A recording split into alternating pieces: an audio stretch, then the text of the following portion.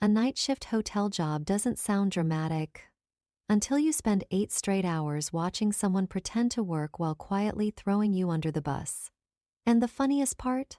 My coworker thought he looked like the responsible one, right up until a frozen container of waffle batter exposed everything. If you've ever worked with someone who takes credit for your work while acting like your supervisor without the paycheck, hit that like button, subscribe to the channel, and comment below with the worst coworker you've ever had. Because this one is pure, slow burn workplace karma. So, a few years ago, I worked the night shift front desk at this small hotel off the highway. Nothing fancy. The kind of place where exhausted families checked in at midnight, truckers wanted coffee at 4 a.m., and somebody was always asking why the vending machine ate their dollar. Night shift was quiet, but there was still a ton of work to do. There were only 2 of us working overnight.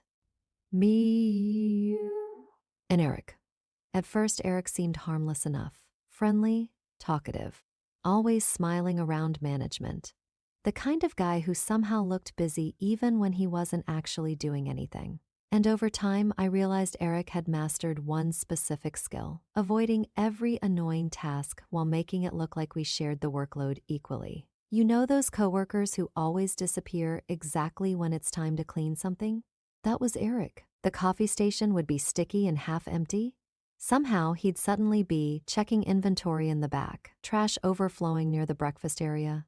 Eric would magically become deeply invested in reorganizing brochures no one ever touched, restocking key cards, wiping counters, prepping breakfast supplies, cleaning spills.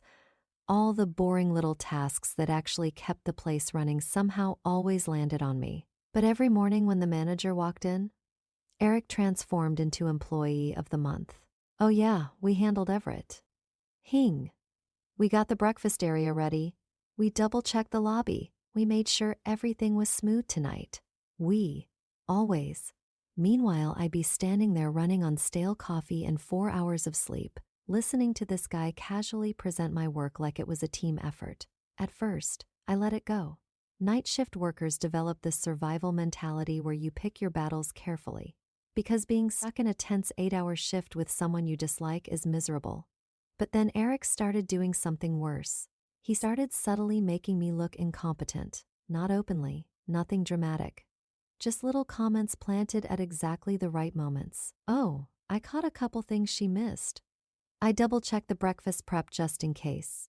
She gets distracted sometimes, but I keep an eye on it. Every single comment sounded casual, helpful, even. But over time, I realized what he was doing. He wasn't just taking credit anymore.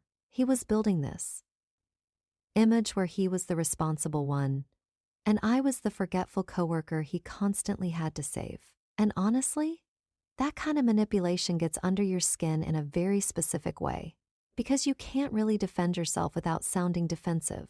If I interrupted him and said, "Actually, I did all that," suddenly I looked petty, so I stayed quiet for a while.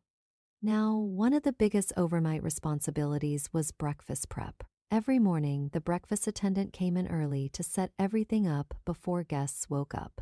And one of the most important tasks involved the waffle batter. The batter was stored frozen overnight, and somebody on night shift had to move it from the freezer to the fridge before morning so it could thaw properly. Sounds small, right? But if you forgot, morning breakfast became chaos. Guests complained. The breakfast attendant got stressed. Management got annoyed. And because it was technically a shared responsibility between me and Rick, if it didn't get done, both of us heard about it. Here's the important detail, though. The only reason it ever got done consistently was because I reminded Eric every single shift around 5:10 in the morning. Every shift, like clockwork. Hey, don't forget the waffle batter. And every time, Eric would act like he totally remembered already. Oh yeah, got it. Then he'd move it, and later somehow imply to management that he was the organized one keeping everything together. It became this weird little routine where I was basically carrying part of his memory for him. And honestly, I didn't even mind that part too much. What bothered me was the disrespect, because I was helping him succeed while he quietly painted me as unreliable. Then came the shift that changed everything. It was near the end of a long week. I was exhausted. The lobby smelled like burnt coffee. Some guy had complained for 20 straight minutes because the pool closed at 10 instead of midnight. And around sunrise, our morning manager came in early. Eric immediately started doing his usual performance. "Oh yeah, everything's handled."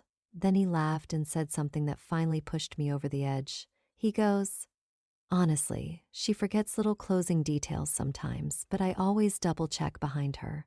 I remember feeling this hot pressure in my chest immediately, not explosive anger, worse. That quiet kind where your brain suddenly becomes crystal clear. Because I realized something in that exact moment. Eric had gotten way too comfortable. He genuinely believed he could keep taking credit for my work while also blaming me for mistakes that didn't even happen. And the craziest part? He thought I would keep helping him. So I made a decision. I stopped reminding him about the waffle batter. That was it.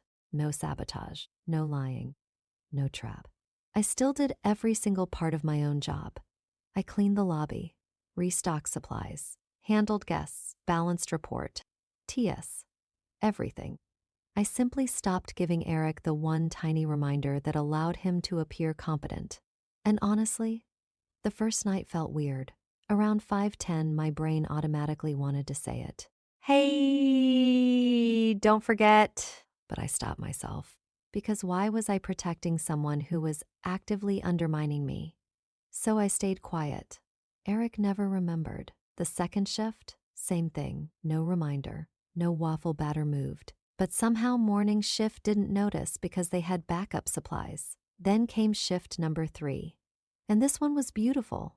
The breakfast attendant arrived early like usual. I was finishing paperwork behind the desk while Eric leaned against the counter pretending to organize receipts. Then I heard it, the freezer door opening. Silence. Then, why is the waffle batter still frozen?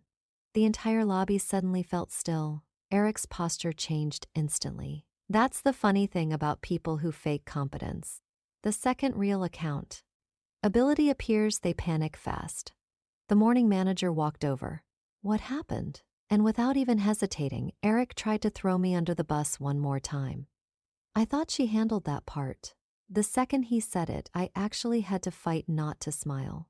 Because the manager just stared at him for a second. Then she said calmly, "I thought you said you always double-checked behind her." Dead silence. I swear the air itself got uncomfortable. Eric's face completely changed. Not dramatic movie-style embarrassment. Worse. That tiny, helpless look people get when they realize their own lies just trap them. Because there was no good response.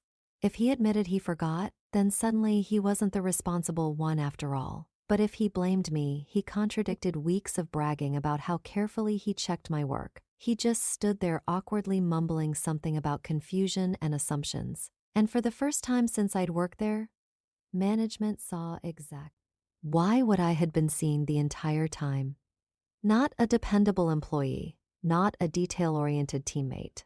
Just a guy who survived by attaching himself to other people's work. The best part? I didn't have to expose him. I didn't argue. I didn't complain. I didn't even defend myself. I just stopped saving him. And somehow that worked better than any confrontation ever could have. After that morning, things changed immediately. Eric stopped acting like my unofficial supervisor. The passive little comments disappeared. No more, I double-check behind her. No more fake leadership act. And magically, he started remembering breakfast prep all by himself. Actually, he started helping more in general, cleaning counters, restocking supplies, taking initiative. It was honestly incredible how quickly someone improves once they realize nobody's covering for them anymore. And I think that's why this revenge felt so satisfying, because it wasn't cruel. I didn't ruin his job. I did. Don't try to humiliate him. I just removed the safety net he pretended he didn't need, and the truth exposed itself naturally. A lot of people mistake silence for weakness, but sometimes silence is just patience. Sometimes the smartest revenge isn't creating someone's downfall. It's stepping aside long enough for them to create it themselves.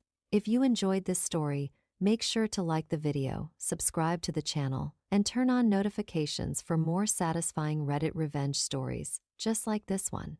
And tell me in the comments, what's the worst case of workplace credit stealing you've ever seen?